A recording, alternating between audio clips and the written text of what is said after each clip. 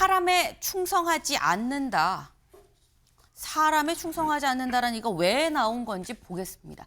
윤, 계엄, 요리도 수술도 할 수 있는 칼이다. 썼다고 살인이냐라고 강변을 했다라는 거죠. 어제 윤석열 전 대통령의 내란 혐의 관련한 2차 공판이 있었습니다.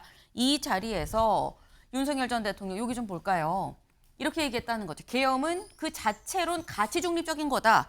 칼 같다고 볼 수 있다. 아픈 환자 수술도 할 수 있고 협박, 상해, 살인 같은 범죄를 저지를 수도 있는 거 아니냐. 계엄 자체가 가치 중립적인 건데 비상계엄을 했다고 이거를 나쁘다고만 이 프레임을 세워서 볼 게 아니다라는 취지로 얘기를 했다라는 거예요. 요거 서영주 대변인님. 네. 요리도 수술도 할 수 있는 칼이다 계엄은 가치 중립적인 거 아니냐라고 얘기했거든요. 본인이 내란을 자백하는 꼴입니다. 그러니까 칼이라는 부분에 대해서 얘기를 했죠. 계엄은 칼 같은 거다. 그런데 헌재에서 어떻게 했죠? 그 칼을 요리하고 수술하는 데 쓰지 않고 살인하는 데 썼다라고 저는 판시했다고 보는 겁니다. 왜냐? 헌재에서 이미 비상계엄의 통치행위 자체가 법적인 헌법의 어떤 영역을 벗어나서 네. 이거는 국민들의 기본권을 침해하고 헌법의 이 헌정 질서를 파괴했다. 그래서 수호지 부분에 있어서는 찾아볼 수 없다라는 거예요. 그러면 윤석열 피고인께서 하는 말이 그거잖아요. 나 칼 썼어. 근데 이 칼이 나는 요리하고 수술 쓰는 그런 가치 중립적으로 쓴 것이지 내가 살인하려는 거 아니었어라는 네. 건데 이미 헌재에서 내란 행위에 대해서 파면했잖아요. 그러면 그 칼을 살인하는 데 썼다는 거예요. 그래서 저는 스스로 자백하는 꼴이 돼서 이해는 됩니다. 법률적으로 대응할 게 없어요.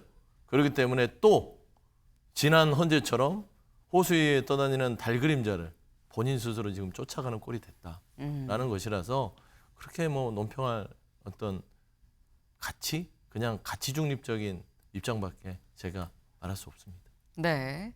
지금 서영주 대변인께서는 계엄이 가치 중립적이라고 한들 일단 이 계엄이라는 칼을 썼다는 거는 본인이 인정을 한 것이고 이 칼을 어떤 방식으로 썼는지는 이미 헌재의 탄핵 심판에서 다 나온 거 아니냐. 그러므로 사실상 범죄가 성립이 됐다라는 게 나온 거 아니겠느냐라고 말씀하셨는데 이경민 변호사님. 사실 우리가 그 전부터 계속 얘기를 했었던 게 헌재의 탄핵 심판과 지금 내란 혐의로 있는 형사 재판은 두 개는 별개의 것이다라고 그동안 얘기를 해왔었거든요. 근데 지금 말씀은 헌재에서의 이 파면이라는 결정 자체가 인정한 거 아니겠느냐라는 또 말씀을 하셨어요. 이거 어떻게 봐야 되는 겁니까, 법적으로?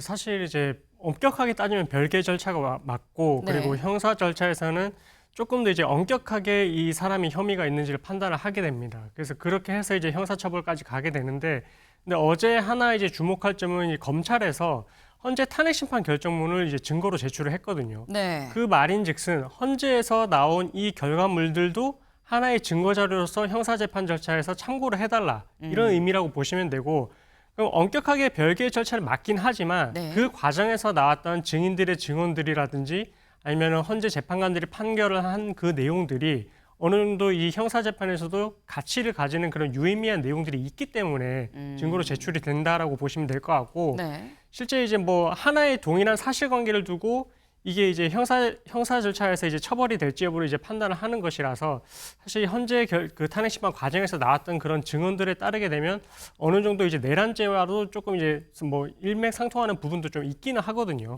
그런 걸 보았을 때는 아마 조심스럽지만 뭐 앞으로의 뭐 증인신문 과정을 더 지켜봐야 되긴 하겠지만 네. 어느 정도 이것이 이제 형사 절차에 있어서 뭐 처벌까지 가는 데 있어서 조금 증거로 쓸 수 있는 가능성이 좀 있는 것은 분명해 보인다라고 판단해 볼 수 있을 것 같습니다. 지금 또 중요한 부분을 말씀을 해주셨어요. 어제 검찰에서 이 형사재판부에 지규현 부장판사한테 뭘 제출을 했느냐.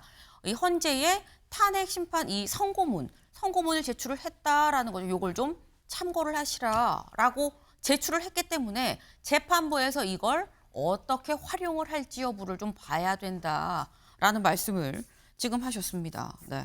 근데 지금 저희가 윤석열 전 대통령의 계엄이라는 칼은 가치 중립적인 거 아니냐라는 요 발언을 지금 좀 봤는데, 근데 사실 윤석열 전 대통령 어제 이 첫 번째 공판에서는 93분 동안 얘기를 했는데 윤주진 위원님, 예. 어제는 계속 침묵하고 있다가 마지막에 한 6분 정도만 예. 짧게 얘기를 했어요. 예. 근데 왜 그렇지라는 얘기가 또 나오긴 했거든요. 왜일까요?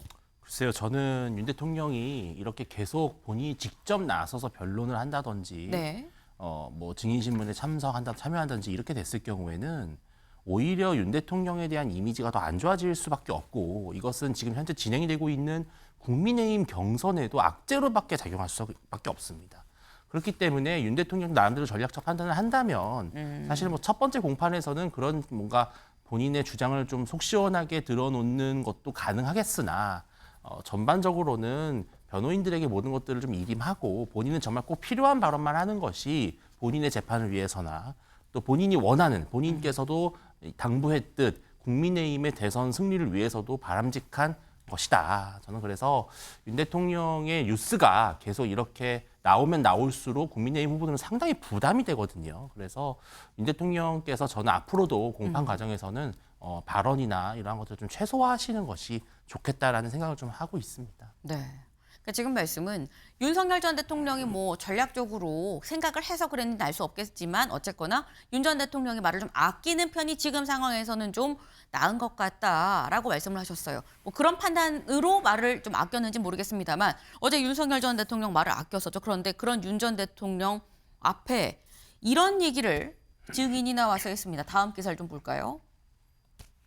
특전대대장 윤 면전에서 사람에 충성하지 않는다라고 일침을 놨다라는 거죠. 네. 사람에 충성하지 않는다. 누가 얘기했느냐? 어제 증인으로 나온 사람 중에 한 명 김형기 이 특수전 대대장입니다. 내가 23년 그러니까 재판부에서 마지막으로 하실 말씀 있으면 하세요라고 얘기를 한 거예요. 그러니까 뭐라고 얘기했느냐? 23년간 군 생활하면서 바뀌지 않는 게 있습니다. 전 사람에 충성하지 않습니다. 라고 얘기를 했다라는 거죠.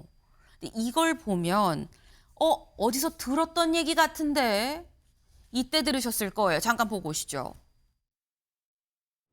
우선 윤석열 지청장, 우리 정의는 혹시 조직을 사랑합니까? 네, 대단히 사랑하고 있습니다. 사랑합니까?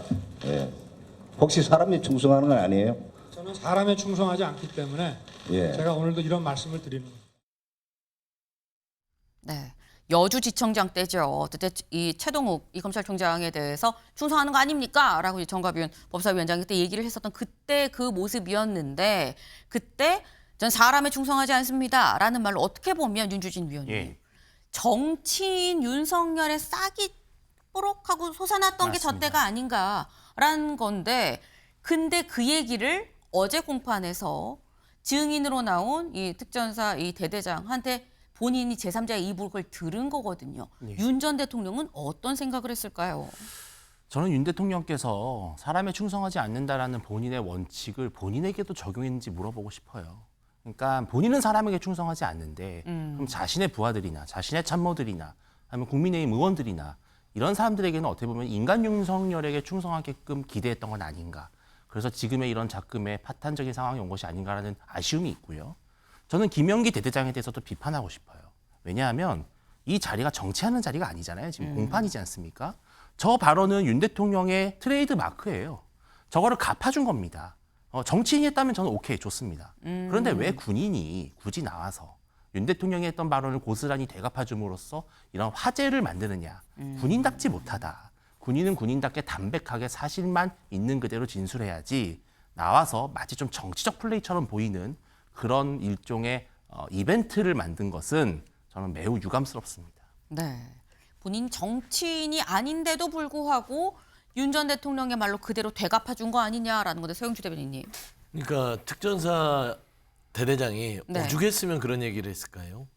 빗대서 당신 이 피고인 윤석열 전 대통령이고 국군 통수권자였지요.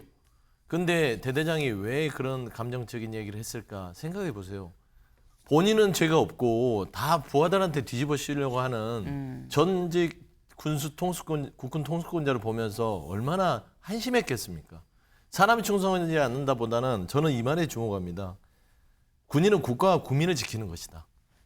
나는 사람에도 조직에도 충성하지 않는다. 이 말은 무슨 말이냐면 국가에 헌신하는 군인들을 더 이상 내란의 행위를 저질러서 모욕하지 마라.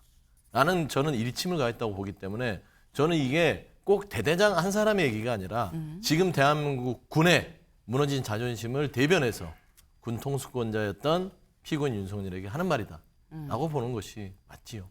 네. 그러니까 또 지금 말씀은 오죽하면 그랬겠느냐, 원망이 좀 서린 그런 상황 아니겠느냐라고도 말씀을 하셨는데 어제 질의응답 중에 이런 부분이 있었습니다. 여기를 좀 볼까요? 윤 전 대통령 측은 두 증인한테 의원 끌어내라 지시가 불가능했고 군 투입은 질서유지 차원이었다는 취지의 질문을 반복해서 했다. 변호인은 조 단장한테 의원들을 끌어내도 어디로 이동시켜서 구금할 지가 없으면 의원들이 다시 국회로 들어갈 텐데 그런 지시를 할 수 없는 거 아닙니까? 지시 자체가 불가능한 거 아닙니까? 라고 얘기를 했고 여기에 조 단장이 불가능한 지시를 왜 내렸습니까? 라고 받아쳤다라는 거죠. 또 다른 지금 저희가 조금 전에 얘기한 이 김 대대장은 뭐라고 얘기를 했느냐. 국회 상황을 제어 못하면 군이 들어가는 게 비상계엄 아닙니까? 라고 이 질서를 제어하기 위해서 군이 들어가는 거 아닙니까? 라고 얘기를 하니까 질서를 유지하는데 총을 왜 가져갑니까? 라고 답했고 방청석에서 웃음이 터졌다라는 거죠. 그러니까 지금 이걸 보면 일단 증인으로 나온 이 조성현, 이 수방사 1단장, 그리고 저희가 지금 얘기한 김영기, 이 특전사 대대장 등 이 두 증인이 상당히 좀 마음에 좀 맺힌 게 좀 있는 상황인 것 같기도 하다라는 부분이 좀 보이긴 합니다. 네.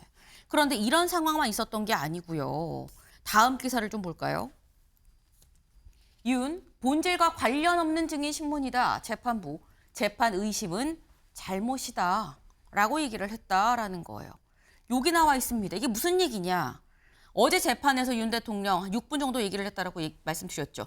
윤 전 대통령이 내란죄의 법리와 로직을 딱 세워놓고 재판을 하면 본질과 관련 없는 걸 굳이 증인 신문할 필요가 없는데 이걸 왜 그렇게 안 하는 겁니까? 로직을 세우고 증인 신문 할 사람 안 할 사람 정하죠. 라고 얘기를 했다라는 거예요.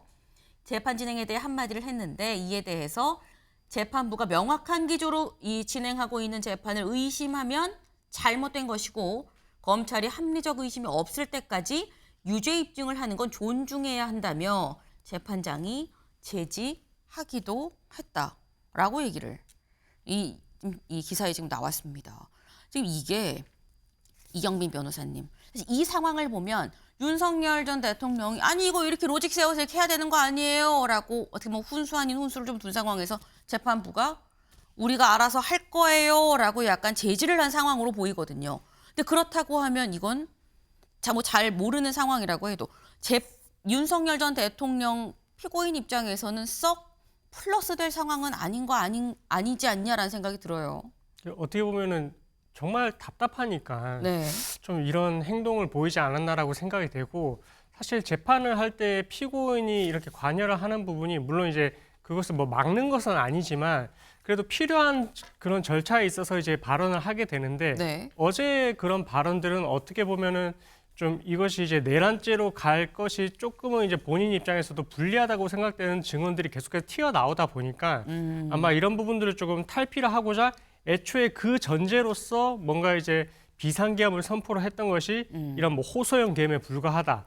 국헌문란의 목적이 없었다. 이런 부분을 조금 강조를 하면서 재판부 입장에서도 그 목적에 좀 주목을 해달라. 네. 그래서 이런 내가 뭔가 의원을 끌어내라라는 지시가 있었다라는 내용들의 증언이 나오고 있는 부분들에 대해서 집중을 하지 말고 애초에 국헌문란의 목적이 없는 나의 이런 비상계엄을 선포할 수밖에 없었다. 절박한 그때 당시 상황을 조금 이해를 해서 그거를 이해를 하게 되면 이런 나머지 그런 사실관계들이 나온다고 하더라도 이 부분에 집중을 할 것이 아니고 그냥 이제 내란죄 국헌문란의 목적이 없으니 의심스러울 때는 피고인의 이익으로 가서 무죄를 선고를 해달라 이런 취지로 이제 보는 것 같거든요. 네. 그래서 어쨌든 앞으로의 재판 과정에 있어서도 검찰의 이런 재판부에서 검찰이 그런 부분을 입증할 것이다라고 하는 거는 이 증인신문의 순서에 있어서도 검찰이 신청한 증인들을 토대로 이제 이 신문리를 하다 보니까 네. 아마 계속해서 이런 불리한 증언들이 쏟아질 수밖에 없다라고 좀 예상을 하는 것 같고 그러다 보니까 이런 부분들을 조금 탈피를 할 목적에서 이 국헌문란의 목적에 좀 집중을 해서 그런 부분을 재판부에서 좀 유리하게 봐달라 이렇게 좀 주장을 하는 것 같습니다. 네. 그러니까 저희가 사실 앞에서 직접 이 얘기를 나눴던 두 증인의 얘기 자체가 좀 본인한테는 불리한 진술들이 있기 때문에 판 자체를 좀 다시 원점으로 돌아가서 전제 자체를 좀 건드리는 이렇게 말고 이렇게 하는 게 어떻습니까? 라는 얘기까지 나왔던 게 아니겠느냐라는 말씀이었어요. 이제 두 번째 공판이죠. 세 번째 공판이 이제 다음 달에 또 있습니다. 이제 하루하루 조금씩 공판이 좀 진행이 될 것 같다라는 생각이 좀 드네요.